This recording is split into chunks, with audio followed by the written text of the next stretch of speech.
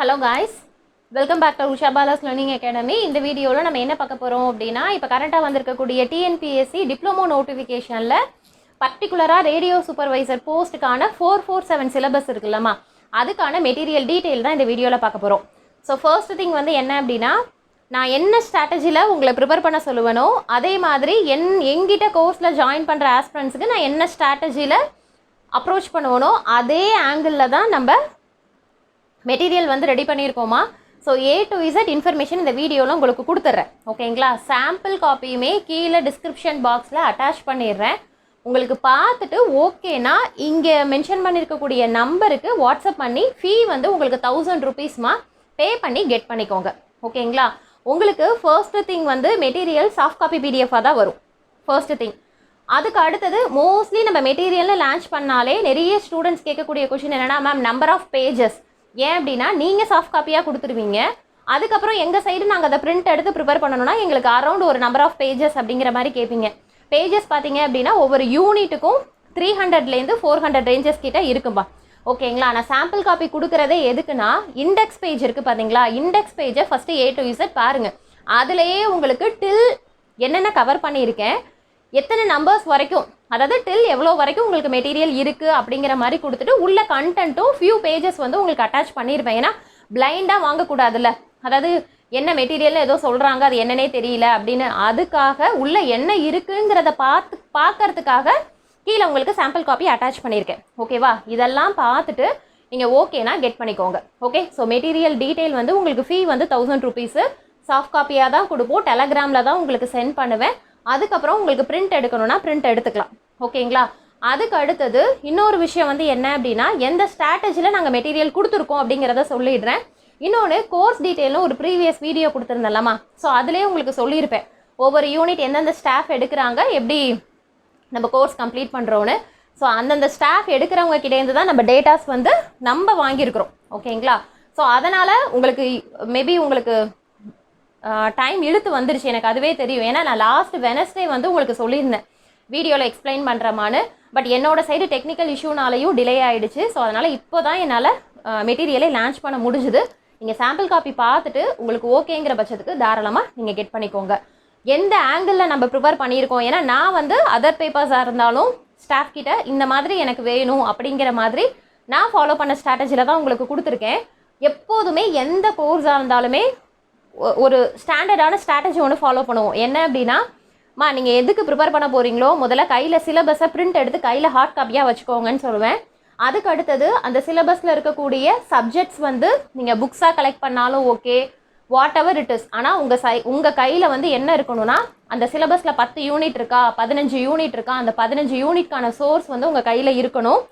அந்த சோர்ஸை முதல்ல படிச்சுட்டு அதில் என்ன சொல்லியிருக்காங்களோ அதை நோட்ஸ் எடுக்கணும். அதுக்கப்புறம் லாஸ்ட்டாக MCQ ப்ராக்டிஸ் இருக்கணும்னு சொன்னேன். இந்த ஸ்ட்ராட்டஜியை வச்சு தான் நான் மெட்டீரியல் ரெடி பண்ணியிருக்கேன். ஈவன் டெக்னிக்கல் எஸ்ஐக்குமே நம்ம அப்படி தான் பண்ணோம். எல்லா இதுக்குமே இந்த ஸ்ட்ராட்டஜி பேஸ் பண்ணி தான் இருக்கும். ஏன்னா TNPSC CSCக்கு மட்டும் செப்பரேட்டாக நம்ம கொடுத்துருந்தோம் மெட்டீரியல் தனியாக, கொஷின் பேங்க் தனியாக, ப்ரீவியஸ் இயர் கொஷின் புக்லெட் தனியாக கொடுத்துருந்தோம். ஏன்னா நமக்கு அது வந்து இயர்லி ஒன்ஸ் கண்டக்ட் பண்ணாத எக்ஸாமுங்கிறதுனால ஒவ்வொரு இன்சார்ஜ் வச்சு கிடைக்கக்கூடிய சோர்ஸை அரேஞ்ச் பண்ணி நம்ம CSCக்கு கொடுத்ததுனால அங்கே மட்டும் உங்களுக்கு செப்பரேட்டாக வருமே தவிர, பட் மோஸ்ட்லி நம்ம சைடு வந்து இதை தான் ஃபாலோ பண்ணுவேன். உங்களுக்கு நான் எப்படி கொடுத்துருக்கேன் அப்படின்னா படிக்கிற கண்டென்ட்டு, அப்புறம் ஷார்ட் நோட்ஸு, அப்புறம் ப்ரீவியஸ் இயர் கொஷின்ஸு. ஓகேங்களா, நல்லா புரிஞ்சுக்கோங்க. இதில் இந்த ப்ரீவியஸ் இயர் கொஷின்ஸுங்கிறது இதில் என்ன இருக்குன்னா, இப்போது EDCன்னு வச்சுக்கோங்களேன். EDCனா உங்களுக்கு இது என்ன standard, diploma level standard. So ஆனால் டிப்ளமோ கண்டென்ட்டை நான் உள்ளே கொண்டே வரலப்பா, நல்லா புரிஞ்சுக்கோங்க. என்கிட்ட அதிகமாக கேட்கக்கூடிய என்கொயரி என்ன அப்படின்னா மேம் டிப்ளமோ புக்ஸ் என்எஃப் தானே, டிப்ளமோ புக்ஸை வச்சு இந்த சிலபஸ் கம்ப்ளீட் பண்ணிடலாம் தானே அப்படின்னு ஒரு கொஷின் கேட்குறீங்க. இதை நான் அக்ரி பண்ணவே மாட்டேன்.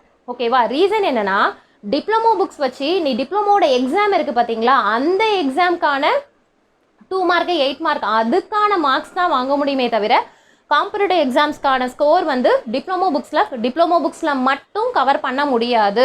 நல்லா தெளிவாக புரிஞ்சுக்கோங்க. ஓகேங்களா, நான் உங்களுக்கு ரெடி பண்ணியிருக்கக்கூடிய மெட்டீரியல் வந்து நம்ம காம்படிட்டிவ் எக்ஸாம் பாயிண்ட் ஆஃப் வியூவில் தான் நான் ரெடி பண்ணியிருக்கேன். ஓகேங்களா, இன்னொன்று இந்த போஸ்ட் நமக்கு புதுசு. ஈவன் இந்த சிலபஸே டிப்ளமோக்குன்னு ECக்குங்கிற சிலபஸே நமக்கு புதுசு. அந்த விதத்தில் எப்படி கொஷின் கேட்பாங்கங்கிற ஒரு கிளியர் கட் ஐடியாவே இதுக்கப்புறம் அட்டன் பண்ணக்கூடிய எக்ஸாமுக்கு அப்புறம் தான் நமக்கு தெரியும். ஓகேங்களா? அந்த விதத்தில் என்னோட சைடு நான் என்ன பண்ணியிருந்தேன் அப்படின்னா, ட்ரிபிள் ஆஸ்பிரண்ட் வந்து டெக்னிக்கல் அசிஸ்டண்ட்டுக்கு எழுதுவாங்களப்பா. ஓகேங்களா? ஈவன் உங்களுக்கும் நான் அதை தான் சொல்கிறேன். அதாவது டெக்னிக்கல் அசிஸ்டண்ட்டுக்கு ட்ரிபிள் ஆஸ்பிரண்ட் எழுதுவாங்கல்ல. இப்போ ட்ரிபிள் ஆஸ்பிரண்ட்னா அவங்க ஏஇ எக்ஸாமும் எழுதுவாங்க. அதோட கொஞ்சம் மாடிஃபிகேஷன் தான் உங்களுக்கு டெக்னிக்கல் அசிஸ்டன்ட் சிலபஸ். கிட்டத்தட்ட அது வந்து ஒரு 80% சேமாக இருக்கும். 9th and 10th யூனிட் மட்டும் டிஃபராக இருக்கும். ஸோ டெக்னிக்கல் அசிஸ்டண்ட்டுக்கு ப்ரிப்பேர் பண்ணுவாங்கல்ல, அவங்கக்கிட்ட நீங்கள் கேளுங்க. ஓகேங்களா மேம்? இதெல்லாம் எதுக்கு இங்கே சொல்லிட்டு இருக்கீங்க அப்படின்னா, அப்படி கிடையாதுமா. இப்போது ஒரு பர்சன் ட்ரிபிள் இ ஏஇக்கும் எழுதுறாங்க, டெக்னிக்கல் அசிஸ்டண்ட்டுக்கும் எழுதுறாங்க. ஓகேங்களா? அவங்கக்கிட்ட நீங்கள் டெக்னிக்கல் அசிஸ்டண்ட்டுக்கு சிலபஸ்க்கு டிப்ளமோ சிலபஸ்க்கு ப்ரிப்பேர் பண்ணுறீங்கல்ல, உங்களுக்கு இந்த டிப்ளமோ புக்ஸை மட்டும் வச்சு படிச்சிங்க அப்படின்னா டெக்னிக்கல் அசிஸ்டண்ட்டுக்கான கொஷின்ஸ் வந்து உங்களால் கவர் பண்ண முடியுமா அப்படிங்கிற ஒரு வார்த்தை மட்டும் கேளுங்க.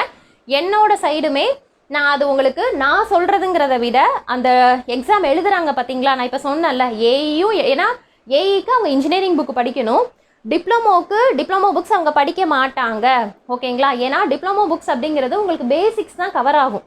இதை ரிப்பீட்டடாக நிறைய பேர் கேட்குறீங்க மேம், டிப்ளமோ புக்ஸ் கலெக்ட் பண்ணி அதை மட்டும் படித்தா போதுன்னா, படித்தா உங்களுக்கு வந்து 20 கொஷின், இப்போ ஒரு யூனிட்டுக்கு 20 கொஷின் கேட்குறாங்கன்னா உங்களால் 10 கொஷின் தான் ஆன்சர் பண்ண முடியும். மிஞ்சி போனால் 12 கொஷின் ஆன்சர் பண்ண முடியுமே தவிர, ஏன்னா இப்போ நீங்கள் ப்ரிப்பேர் பண்ணுறது காம்படிட்டிவ் எக்ஸாம்ஸுக்கு லெவல் வந்து உங்களுக்கு ஸ்டாண்டர்டு தான் ஜேஇ லெவலே தவிர உங்களுக்கு கண்டென்ட் வந்து டிப்ளமோ புக்ஸில் இருக்காது. ஓகேங்களா? டிப்ளமோ புக்ஸுங்கிறது பேசிக்ஸை தெரிஞ்சு நீங்கள் உங்களோட நாலேஜ் என்லார்ஜ் பண்ணணும். ஓகேவா? அதுக்கு அந்த கண்டென்ட் பத்தாது. ஓகேங்களா? என்னோட சைடு நான் சொல்லிட்டேன். சொல்கிறது மட்டும் இல்லாமல் ப்ரூஃபாக ப்ரிப்பேர் பண்ணுறாங்க பார்த்தீங்களா, அவங்கக்கிட்டமா நீங்கள் டெக்னிக்கல் அசிஸ்டண்ட்டுக்கு டிப்ளமோ புக்ஸ் வச்சு நீங்கள் ப்ரிப்பேர் பண்ணிங்கன்னா உங்களால் எவ்வளோ கொஷின்ஸ் அடிக்க முடியும்.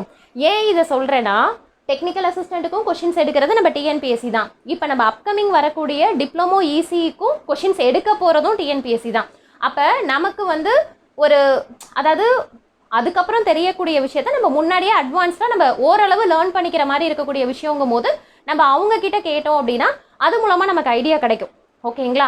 ஸோ அதனால் அது உங்களுக்கு நான் செப்பரேட்டாகவே வீடியோ கொடுக்குறேன். எதுக்காக சொல்ல வரேன்னா, டிப்ளமோ கண்டென்ட் நீங்களுமே உங்கள் சைடு செல்ஃபாக ப்ரிப்பேர் பண்ணிங்கன்னா உங்களுக்கு அந்த டேட்டாஸ் பத்தாதுமா.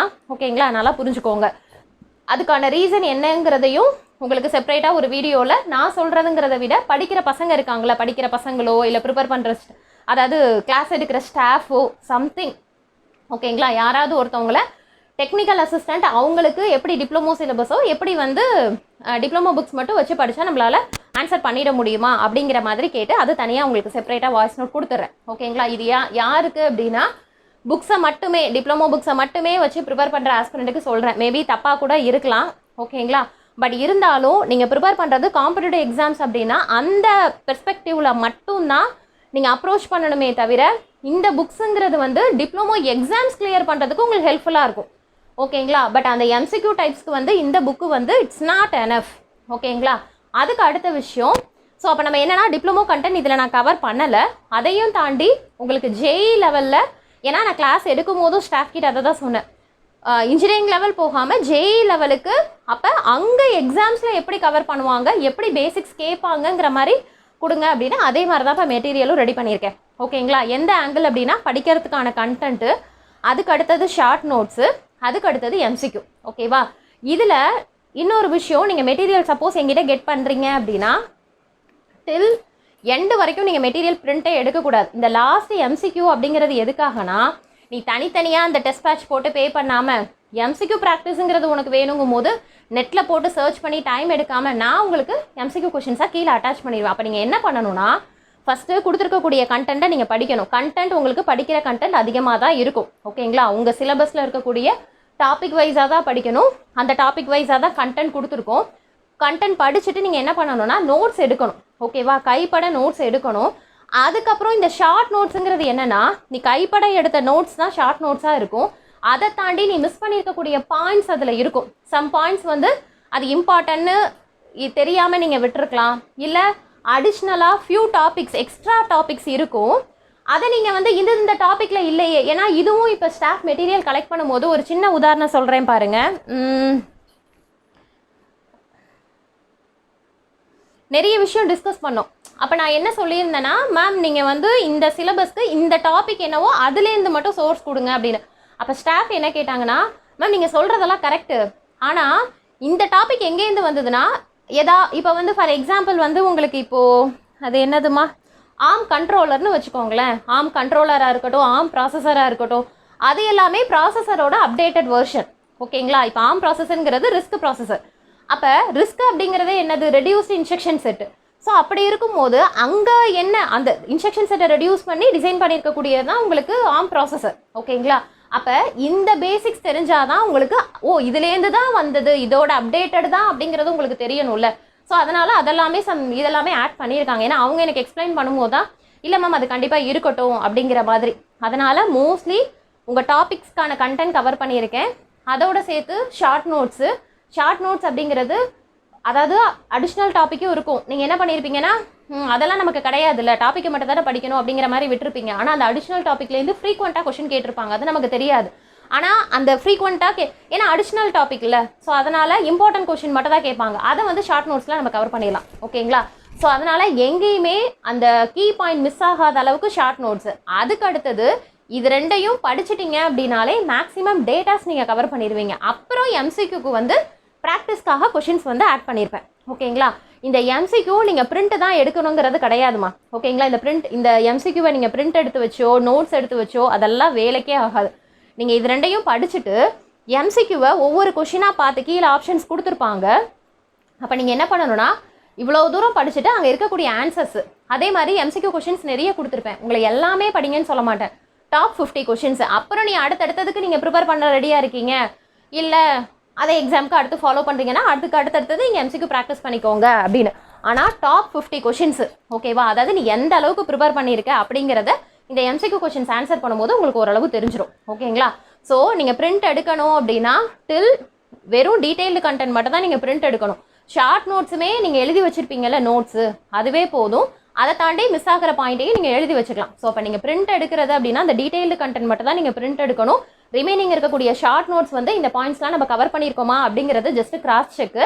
எம்சிக்யூங்கிறது ப்ராக்டிஸ் தான் பண்ணணுமே தவிர அதை பிரிண்ட் எல்லாம் எடுக்கவே வேணாம். ஏன்னா இப்போ எங்கிட்ட படிக்கிற பசங்கிட்ட அதை தான் சொல்லுவேன், பிரிண்ட் எடுத்து பணத்தெல்லாம் வேஸ்ட் பண்ணிட்டு இருக்காதீங்க. ஜஸ்ட்டு உனக்கு இந்த கொஷனுக்கு இதுக்கு ஆன்சர் தெரியுதா அப்படிங்கிற மாதிரி மட்டும் டக்குன்னு மூவ் ஆகு. தெரியல அப்படின்னா அந்த இடத்துல என்ன பண்ணியிருக்காங்க, இல்லை நீ தப்பாக ஆன்சர் பண்ணுற அப்படின்னா அப்போ அந்த இடத்துல என்ன கொடுத்துருக்காங்க, சொல்யூஷனில் மென்ஷன் பண்ணியிருக்காங்க அப்படின்னா அதுவும் one of the key point. அதை மட்டும் நீ என்ன பண்ணிக்கணும், இந்த நோட்ஸ் அப்படிங்கிற இடத்துல போய் நீங்கள் ஆட் பண்ணி வச்சுக்கணும். ஓகேவா? எம்சிக்யூ ப்ராக்டிஸுங்கிறது ஓகே இந்த கொஷனுக்கு இந்த ஆன்சரா, இந்த ஆன்சர் இல்லையா, தப்பா, சரி பரவாயில்ல அடுத்தது போகலாம் அப்படிங்கிறது கிடையாதுமா. தப்புனா அங்கே நீ என்ன தப்பு பண்ணியிருக்க, அவங்க அங்கே என்ன எக்ஸ்பிளைன் பண்ணியிருக்காங்க, அப்போ நீ அதில் எந்த பாயிண்ட்டை மிஸ் பண்ணியிருக்க அதை அங்கே நோட் பண்ணணும். ஓகேங்களா? ஸோ இந்த ஸ்ட்ராட்டஜியில் தான் நான் உங்களுக்கு மெட்டீரியல் ரெடி பண்ணியிருக்கேன். ஸோ அதனால் நீங்கள் பார்த்துட்டு ஓகேனா கெட் பண்ணிக்கோங்க. லாஸ்ட்டில் இருக்கக்கூடிய எம்சிக்யூ கொஷின்ஸ் எங்கேயுமே பிரிண்ட் எடுக்க வேணாம். நீங்கள் டெஸ்ட் பேட்ச் வரைக்குமே நீங்கள் என்ன பண்ணிக்கலாம், அந்த எம்சிக்யூ கொஷின்ஸை வந்து ப்ராக்டிஸ் பண்ணுற மாதிரி தான் நான் உங்களுக்கு கொடுத்துருக்கேன். இதில் இன்னொரு முக்கியமான விஷயம் என்னென்னா, ma'am MCQ questions previous year கொஷின்ஸுன்னு கொடுத்தீங்க, விஎல்எஸ்ஐக்கெல்லாம் காணும், எம்படருக்கெலாம் காணும் அப்படின்னு தயவு செய்து கேட்காதீங்க. உங்களுக்கு எந்த எக்ஸாம் காம்படிட்டிவ் எக்ஸாம்ஸில் இருக்கோ, இப்போ இடிசிங்கிறது எல்லா எக்ஸாம்ஸ்லேயுமே இருக்கும். ஸோ ஜேஇ லெவல் கொஷின்ஸ் நம்ம அட்டாச் பண்ணியிருப்போம். விஎல்எஸ்ஐ எம்படரெல்லாம் இதுவே கிடையாதுமா. நம்ம ஒன் அண்ட் ஒன்லி இன்ஜினியரிங்க்கும் டிப்ளமோக்கு மட்டும் தான் அந்த பேப்பர்ஸ் படிக்கிறோம். எம்படடுங்கிறது வந்து கேட்லையோ இல்லை அதர் எக்ஸாம்ஸில் எதுலேயுமே வராது. மேபி வேணால் உங்களுக்கு இந்த பர்டிகுலராக இப்போ பிஎஸ்என்எல்ல அவங்க உள்ளுக்குள்ளே எடுப்பாங்கள்ல, ஸோ பர்டிகுலராக அவங்களோட டிபார்ட்மெண்ட் வைஸு ஃபீல்டுக்கு தேவைப்படக்கூடிய பேப்பர்ஸ் அந்த இடத்துல எம்படட் ஒர்க் ஆகுதுன்னா அந்த இடத்துல கேட்பாங்க பார்த்தீங்களா, அவங்க வந்து இந்த சப்ஜெக்ட் ஆட் பண்ணாதான் உண்டே தவிர எம்படடு விஎல்எஸ்ஐங்கிறது வந்து உங்களுக்கு காம்படிட்டிவ் எக்ஸாம்ஸ்லேயே வராது. இப்போ டிஆர்பி சிலபஸே பார்த்தீங்கன்னா சிமாஸுங்கிறது அங்கே மட்டும்தான் வரும் உங்களுக்கு.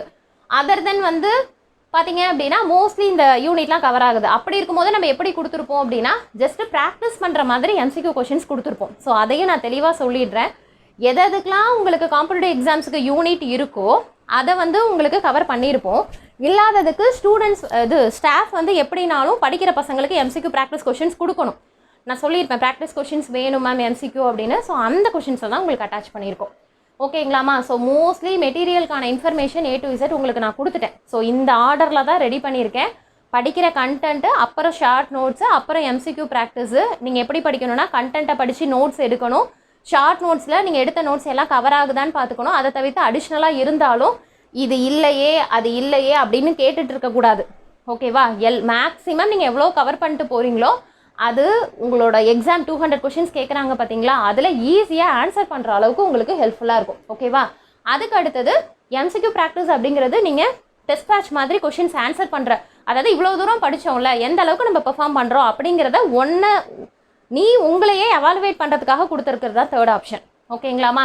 ஸோ இது உங்களுக்கு ஓகேனா கெட் பண்ணிக்கோங்க. அதை தவிர்த்து இந்த ரேடியோ சூப்பர்வைசரில் கேட்டுட்டு இருக்கக்கூடிய என்கொயரி என்னென்னா, டிப்ளமோ புக்ஸு வந்து போதுமா மேம், இல்லை ChatGPT வச்சு படிச்சுக்கலாமா, அதுக்கு அடுத்தது வந்து இதுக்கு ப்ரீவியஸ் இயர் கொஷின்ஸ் இருக்கா, ஸோ இந்த மாதிரி நிறைய என்கொயரிஸ் கேட்டுட்ருக்கீங்க.